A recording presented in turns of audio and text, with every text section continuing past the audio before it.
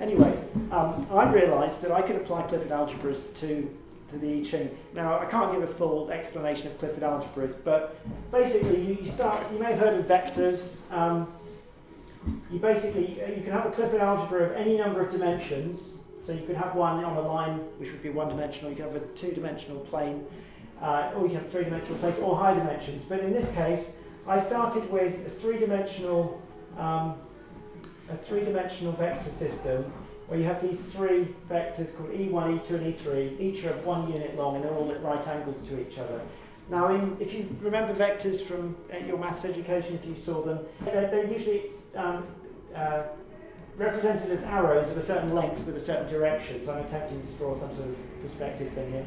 And you can take them and you can add them together. You can slide them around and add them together, and they're used in physics a lot. You can add them together, you can stretch them and shrink them. But what you generally can't do is multiply them. There are ways you can combine them to measure the angle between them and this kind of thing, but you don't generally multiply vectors. They're not that kind of thing. But Clifford came up with a way that you could, and that was his innovation. So as well as all of the vectors you can build in this three-dimensional frame, which are the ones that people are most familiar with who work with vectors, you can build an algebra of vectors where you have, you don't just have E1, E2, and E3, you have 8 elements. You also have a thing called the scalar, which is traditionally written I, which is the lack of any of these. You have bivectors where you multiply E1 and E2, E1 and E3, E2 and E3, and you have a trivector or pseudoscalar where you multiply all three together. Now roughly, I represents a kind of void. E1, E2 and E3 represent the three directions of space in a kind of linear sense. E1, E2 represents a kind of area or plane of these two, E1 and E2. E2 and E3, E1 and E3. And E1, 2, 3 represents a sort of volume of space. So these 8 elements, I realised, which are the basis elements of the Clifford algebra, correspond beautifully to the 8 trigrams, in that I is this sort of void, it's this sort of lack of something. So we can just see that as there's no E1, there's no E2, and there's no E3. This one, there's an E1, but there's no E2 or E3. Here there's an E2, there's no E1, but there is an E2, but there's no E3. Here there's no E1, no E2, but there is an E3. Here we have E1 and E2, but no E3. We have E1, no E2, but an E3. We have no E1, an E2, and an E3. And we have E1, E2, and E3. So we have all 8 trigrams generated in this way. And what's interesting about this is these would represent the 3 sons. These would represent the 3 daughters. This would represent the mother. And this would represent the father in the traditional family associations. So we have what are called even grade, the 4 even grade elements of the Clifford basis, the scalar and the 3 bivectors. Those have what are called even grade. Each of these has a grade, 0, 1, 1, 1, 2, 2, 2, 3. And even grade elements correspond to mother and daughters. Odd grade elements correspond to father and sons. So we have this male-female duality between the even and odd numbers, which corresponds to the traditional I Ching one. So I thought, oh, I'm onto something here, this is good. And what's also good about this is, because you can multiply vectors in Clifford algebras, weird stuff starts coming out of this that you don't get in ordinary Boolean algebra or straight, what's called linear algebra, where you just add vectors and stretch them. You start getting what are called spin structures, and you get there are these sort of inverse structures, and there are subalgebras, there are things called idempotents. Basically, you start to find a kind of strange kind of topography or ecology almost going on inside what starts off as quite a simple starting point. The way maths can do this, you start off with the idea of prime numbers, which seem fairly simple, and suddenly you've got analytic number theory, which is just incredibly dense and complicated.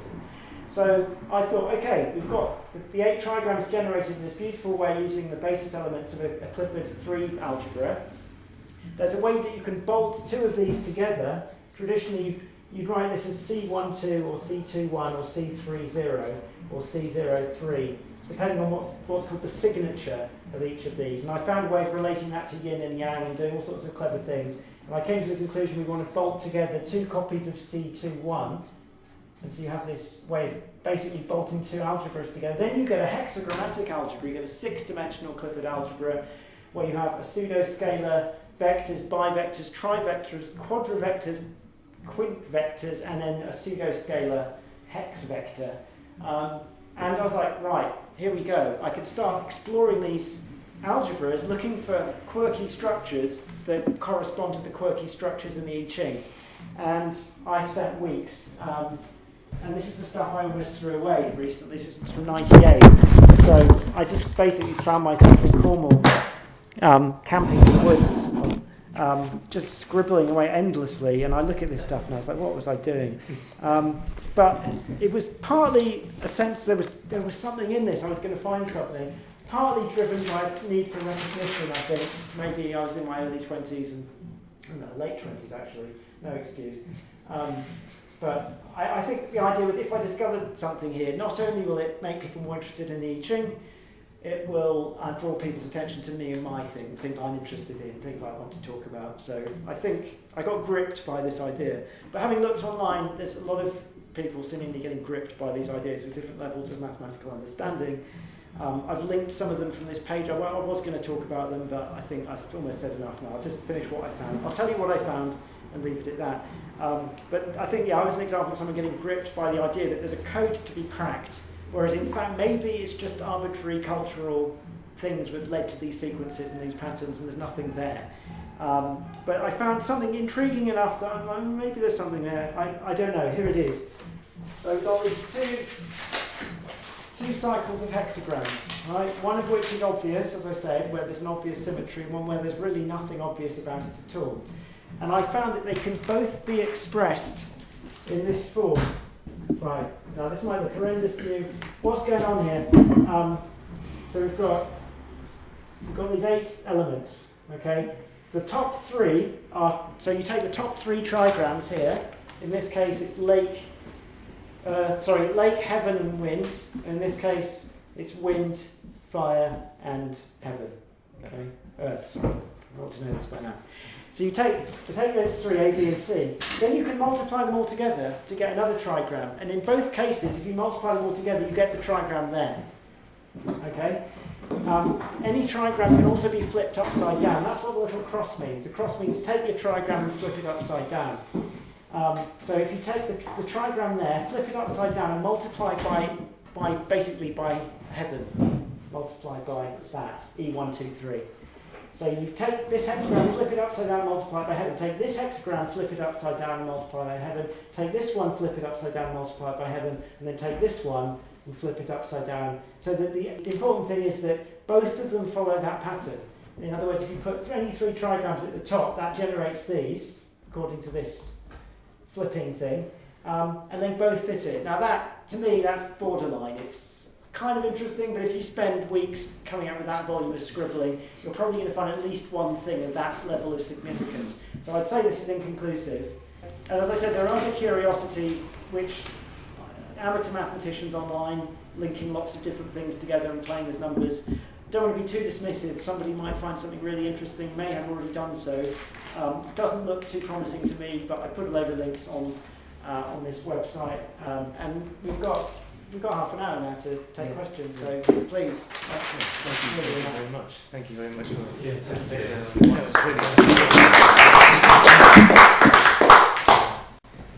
Did you ever come across the I Ching globe? I Ching globe? Did you come across that? Never came across that. Because I think Andrea Schotter and a few other mathematicians mapped the entire King-Wen sequence onto a globe. Right.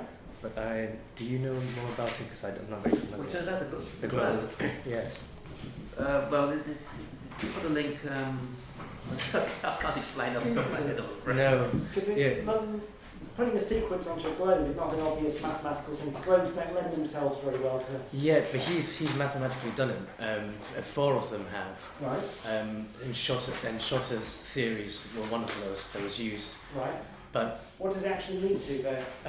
I cannot explain it without the diagram. Right. My mathematics is I'll have to look. way I'll look too into low. that. I'll link you up to it. Yeah. Yeah. Just I'll make a note anyway. Just in case we Have you forget. seen Richard Cook's massive book claiming to solve the King-Wen sequence? No. because Lex has got a copy. Oh, right. I've been trying to find someone qualified to review it.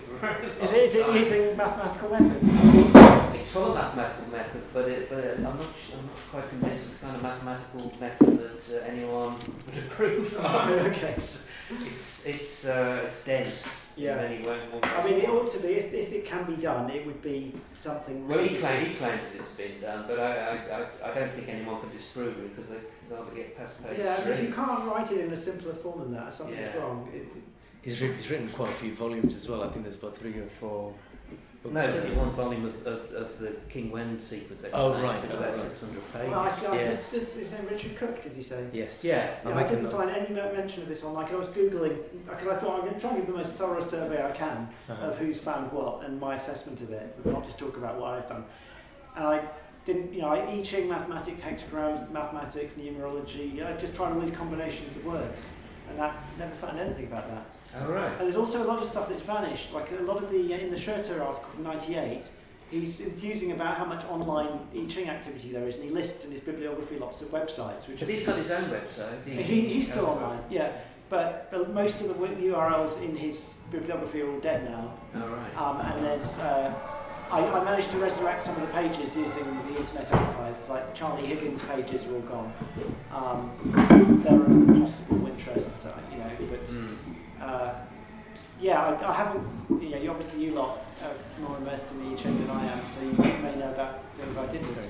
I mean, this thing that's been dubbed the E-Globe, I mean, this is very interesting. I mean, I don't know whether it proves anything. It's got elements of the King Wen structure in it.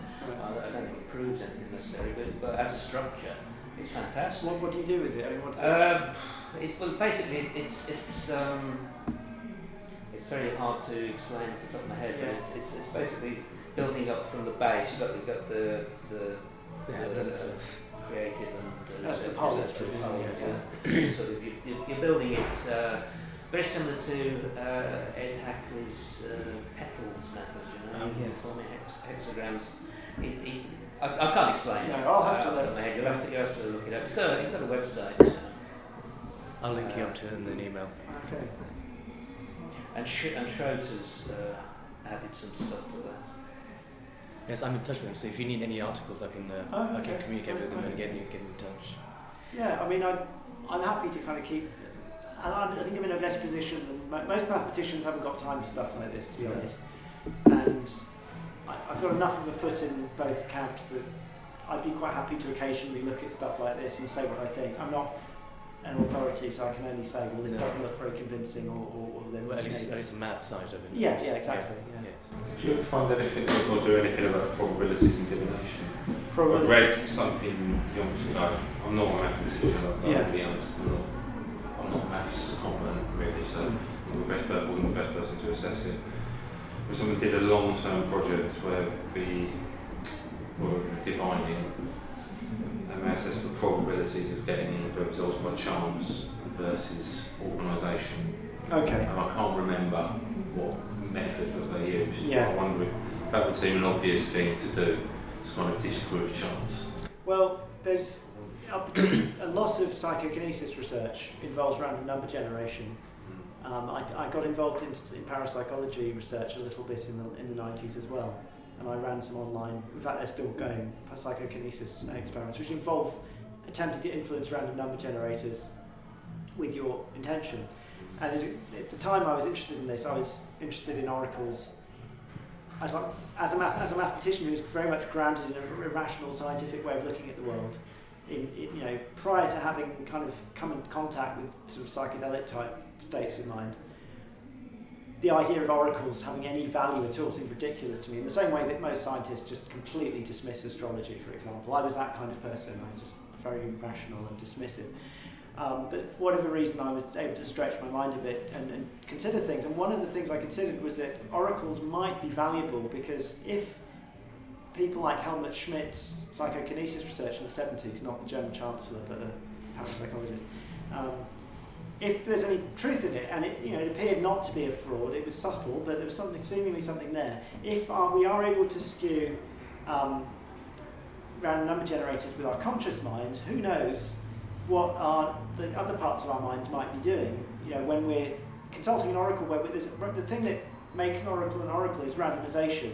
Basically, you're setting up systems like coins, dice, cowrie shells, dividing things, where there's a sensitivity to the tiniest little influence that you can make something tip one way or another.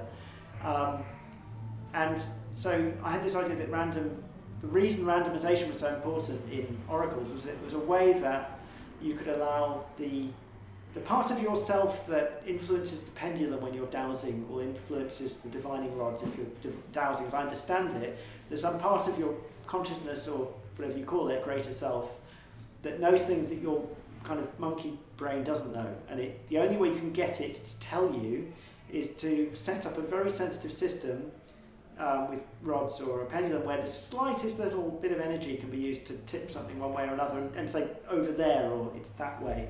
So you're basically setting up an interface with your higher self. That's how I understood dowsing, and I thought perhaps the randomization in oracles was something like this. And so it would make sense to me if that were the case, but it would be a very long-term subtle thing, I think, in the sense you're not going to consciously make one particular hexagram appear through willing it. It would be more, there'd be a long-term tendency for there to be some correlation.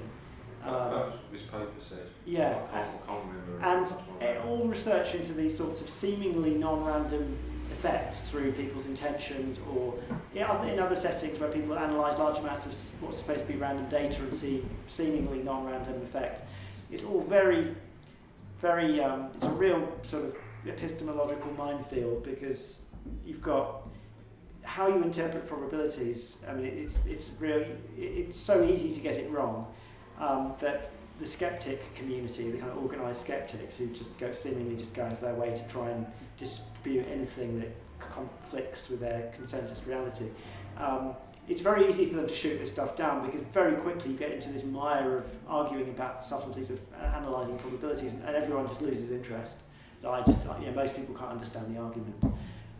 But some of the parapsychologists like Schmidt and more recently Dick Bierman, they know that the levels of rigour they go to with their statistical analysis, you would not expect anyone in the medical sciences or any other branch of science to be expected to be held to that level of rigour. So I'm agnostic, but I do think there's definitely something to be explored there, and I think the historical persistence of oracles may well be because there is this ability for our consciousness to shift the luck plane, if you like, to use a bit of jargon from the 90s, and tell us something. It's a way that your higher mind can basically give you a message, and the Book of Changes is a set of archetypal messages. So it's like you're basically setting up an interface with your higher mind saying, tell me what I need to know, and I've got this book here, it's got these 64 archetypal things in it, so you can just tell me which one and what. Well, my response to that is always is my higher mind, me consciously, I've never read a book of cover to cover. I don't know these lines, but how may my higher mind to present them back to me?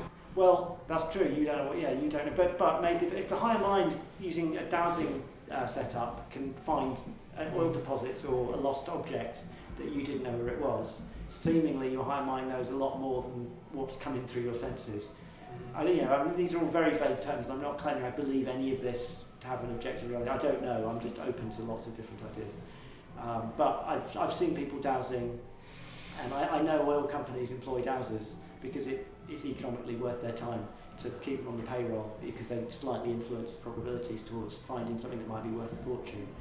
I don't think they'd be wasting their time doing that if there wasn't something in it. So, and so then if you accept that, then you accept that we have got the possibility of interfacing with a more knowledgeable entity than ourselves through kind of randomization, and our nervous systems can act as instruments effectively to be able to, in order to, and again, I mean the classic seance Ouija board setup, whatever you think about the fraudulence or not of those types of activities, what you've got there is an interface. You've got an interface whereby a non-material entity or an entity which is able to influence the material world only in the most subtle ways imaginable, can spell out a word to you. You know what I mean? It's not going to be able to push the keys on a mechanical typewriter. That takes too much energy.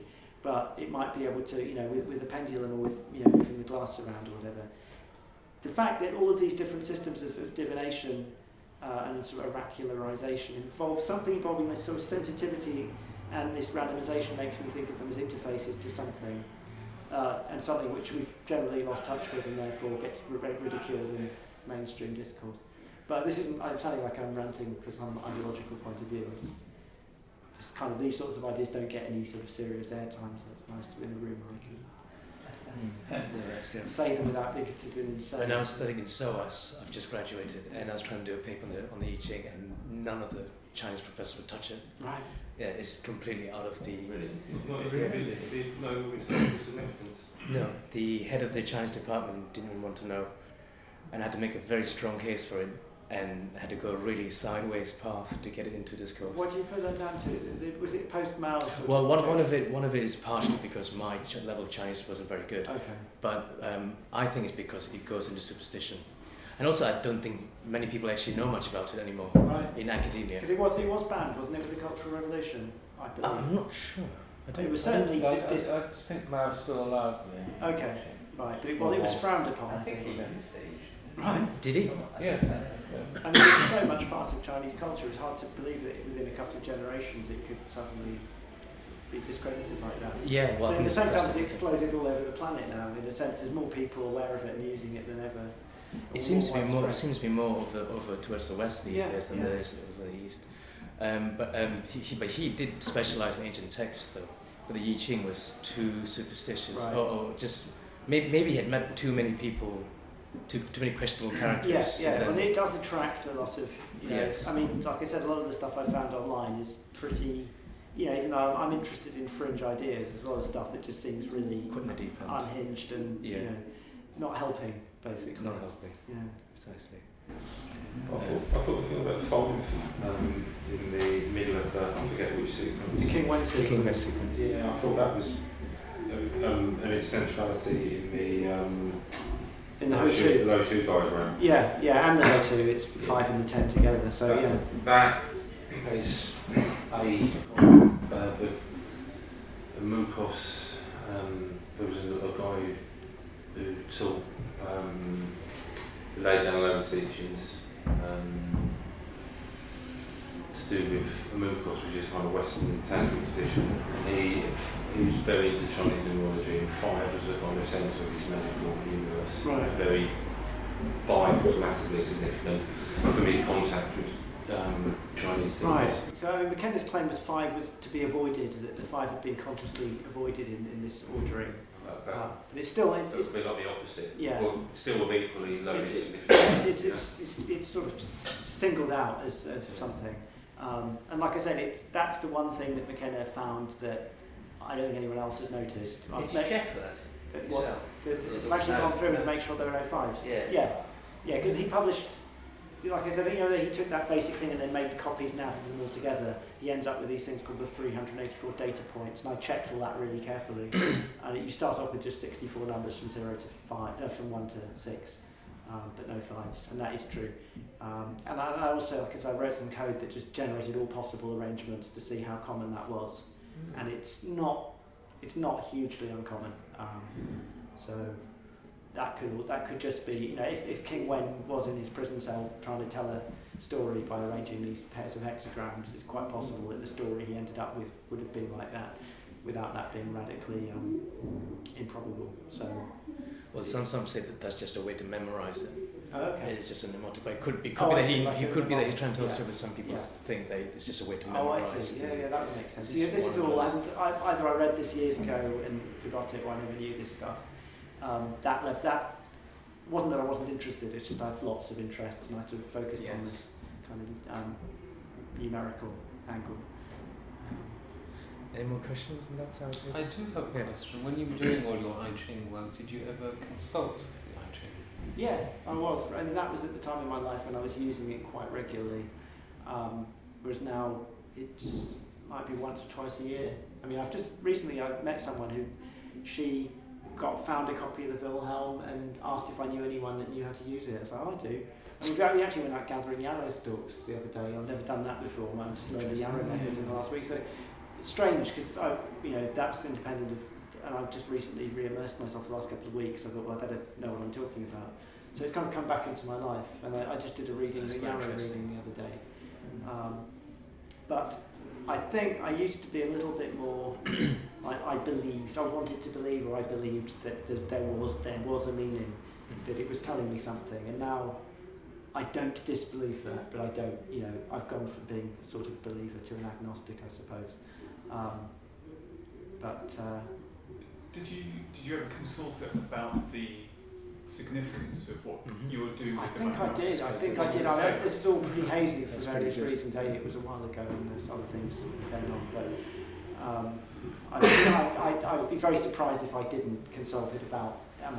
Where's this going? Is this a good way to be doing this? And I mean, my overall feeling about everything I've said tonight leaves me feeling like it's just kind of missing the point in a way. That this application of Western quantitative-based thinking, whether it's Clifford algebras, Boolean algebras, abstract algebras, or whatever, to this system is just looking at it in the wrong direction. I don't know if you've read. There's a blog piece called the Infinite Love, said the cactus person. Have you come across this? Scott Alexander's blog, Slate Star Codex, and it describes a psychedelic experience where it's very comical and brilliantly written. And he describes his DMT experience where he's basically gone into this tryptamine state in order to encounter these seemingly otherworldly entities which people have reported, and to try and prove their existence by demanding that they factorize some large integer into prime numbers, thereby proving there must be some reality, because you can't just do that. The biggest computers can't factorize these things. This is the basis of cryptography. But these seemingly infinitely knowledgeable beings that you encounter in DMT states, if you could get one of them to do it, and then you could come out of the state with the numbers, you could say, look, everyone, this has an ontological reality. Hold the pen. Yeah, and that's why I know it's a bit of artistic license in the storytelling, but what happened in it's fascinating, because the entities basically refuse to cooperate, because this is like that he's asking the wrong question, and it's got this absolutely brilliant ending. I won't ruin it for you, but it captures what I'm trying to say quite well in the story, in that it's one of the entities basically uses this analogy of a car. It's like you spend your entire life in a car, driving around, to the extent that you're not aware there's a difference between your body and the car anymore. It's just this extension of your body. And he's saying you've got to get out of the car. And it's like, no, just factorise a number, then I'll get out of the car. It's like, no, you get out of the car, then I'll factorise a number. It's just like you're applying the wrong mental operating system to this. This idea of, I want to prove the ontological reality of this. And it's exactly what I was trying to do. I want to prove that there is this deep level reality structure, this kind of circuitry behind the I Ching that has been overlooked in the West. In the same way the binary structure was overlooked, for thousands of years, until Leibniz noticed it. I thought maybe there's another kind of Clifford structure, and I'm going to be the person who finds it. And this was jointly exciting because it would make people look at oracles differently. There's something about divination and about fortune phenomena which seems analogous to what you're saying. Lots of fortune phenomena when people are about to catch, poltergeist. It always. The camera always breaks. Yeah, there is this elusiveness. Yeah. The recording device always goes down. Yeah. Someone will go, but I saw the thing teleport over the room. The camera was just tilted at the wrong. Yeah, and it's so easy for skeptics to say, it's obviously all fraudulent, but objective proof always seems to hover over it. Yeah, I know. Robert Anton Wilson's writing about reality tunnels kind of seems to be relevant to this, that if you're in a reality tunnel where this stuff is not possible, it's just not going to happen to you. So you try and bring a skeptic into the lab and go, look at this effect. And it won't happen because it can't live in their reality tunnel. And we're all in these different reality tunnels which sort of merge and intersect. But you get to these weird junctures where we go off on these different ones, and these phenomena just refuse to cooperate. Yeah, but why should we be impressed that the cup moves like that on its own, as opposed to the fact that there is something that appears to be a cup? I mean, that's amazing, isn't it? Yeah. but we can account for it within a sort of mathematical model. Can we? Well, we'd like to think we can. Yeah. And that's it. There are some people. What was his name? The artist Grayson Perry, when he did the Wreath lectures. I loved what he said about certain kind of people that normally get asked to do the Wreath lectures. He called them certainty freaks. And he wasn't one of them. There's these people who are very certain about something. They have a certain gravitas because they're very certain. And there is a certain kind of person who really wants the world to be graspable in a certain way, and it's very unsettling for them. There are reports of these odd little chinks and things slipping out between things that shouldn't be there. And there are other people who take great delight in that and chase after them. So you get the people who love reading 14 times, and other people who form organised skeptics networks to basically try and discredit anything that doesn't fit their reality model. And then, of course, you get people who believe any old rubbish as well. So, for you, can you see anything in the future that mathematics could contribute to the I Ching? Maybe. I mean, what do you think that might be? Maybe. I won't rule it out. Like I said, my feeling at the moment is that all of those quirks that I described, I think those are the only things maths can talk about, to be honest. Maths can't tell you anything about the qualitative aspects of the hexagrams and their interpretations. It's just two different worlds, they don't meet. But theoretically, there's no reason why some mathematical discovery couldn't explain why the 8 houses are ordered the way they are, or the King-Wen sequence, or the sequence of later heaven. So something, because maths just keeps on going and we're only dipping our toes into it at the moment, we can't rule out the fact that might happen. But if these things are just the way they are because of some dispute between 2 Chinese generals in the 4th century or something, then we're never going to find it because there isn't a mathematical structure there. It just looks like there might be. So I can't say. It might, one day maybe that will happen, but I'm not holding my breath. I think it's, my feeling is it's just the wrong headspace to be applying. And that's where I'm at with it tonight, but that's where I'm at. Just wondering, what's the pattern going around the circle? You've got the Fu-Si sequence. This is the one that's in the binary order. It's got the same sequence around the outside. Got that. This thing. Yeah. You've got the wood, metal, whatever they are. Yeah. 4 things. Do the qualities of these have a circular form? Does it go round and round? No, not that I'm aware of. I think that actually doesn't hexagram 64 in its description. It does. The fact is there something about it being the final? What is hexagram 64? Before completion. Before completion, yeah. So that's called before completion. So in a sense, I think, McKenna argued that there was a natural cyclic quality because in order to generate his 64 data points, you've got 1, 2, 3, 4, it's jumping between them. So to get the 64, to get the last one, you have to jump from here back to the beginning. Yeah. And he argued that it naturally followed because this is called before completion. It would make more sense if it were called completion, but but traditionally there hasn't been. I've never seen them drawn in a circle. Maybe some of you have. But No. Have you spoken to any scholars in Chinese mathematics who know about historians of? I could imagine that could be quite interesting. Yeah. To look at how the old Chinese were dealing with maths. Yeah, I mean, I when I was writing a book about prime numbers, I had a little bit of a look at ancient. I mean, Joseph Needham's Science and Civilization in Ancient China is the kind of definitive English language work. And I remember, like I mentioned it when I was talking, being really shocked that I just looked up prime numbers in the index and there wasn't anything. I mean, I think they did, or maybe there was a couple of references where they knew that certain numbers were indivisible and that was exploited for some kind of minor calculation trick, but there was no awareness of the phenomenon of prime numbers, and that made me think, hang on a minute, this is a very different relationship with number than the one we have. That you wouldn't think of taking them apart and looking at them in the way. It wasn't that the Chinese weren't interested in how the world was structured or how things worked, So that made me want to know more. But also, similarly with Egyptian, the same thing goes for Egyptian mathematics, ancient Indian mathematics. I'd like to know more about all of these things, but unfortunately I have too many interests, and so I spread my interests quite thinly and have lots of fragmentary bits of knowledge. There's not much depth behind anything I'm saying. It's all just skating around on things. But I can give you references, so that's, hopefully I've been something useful. I think it's also they've got no concept of negative numbers. No, that's a very modern Western idea. Zero.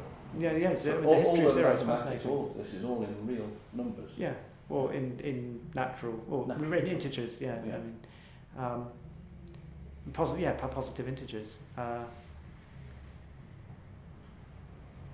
And it does. We tend to think, we've arrived now. We now have the correct view of number. Everyone's always thought that, and our view of number will probably look as incomplete and ridiculously simplistic at some point in the future if civilization carries on, as ancient civilizations' grasp of number looked simplistic then. And I have a sort of intuition that we may be on the cusp of a sort of re-evaluation of the number system, which would be somewhat akin to what happened in physics in the early 20th century with quantum physics, shifting, and relativity around the same time, shifting our understanding of the material world. I sense something like that is about to go down. And when I say about to, I can't give you a time scale. What makes you say that? Certain things to do with prime numbers and a problem called the Riemann hypothesis, which weirdly was in the news 2 days ago, about some Nigerian professor claimed to have proved it and won $1 million, and it turned out to be a scam. But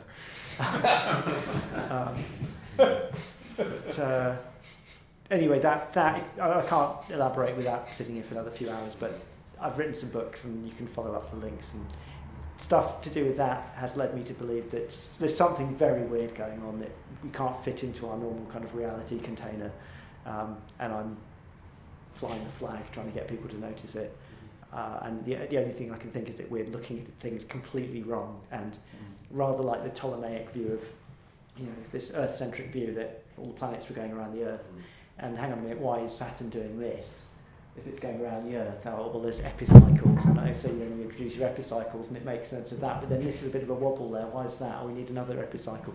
And before you know it, you've got this incredibly complicated clockwork reality, and then Copernicus comes along and goes, actually no, we're all going around the sun, and then the whole thing just, like a complicated knot, just pings out, and it's very simple. And I feel like the very messy, dense area of mathematics known as analytic number theory, which starts off just trying to understand prime numbers and ends up in this swamp of Greek letters and superscripts and incredibly complicated looking stuff.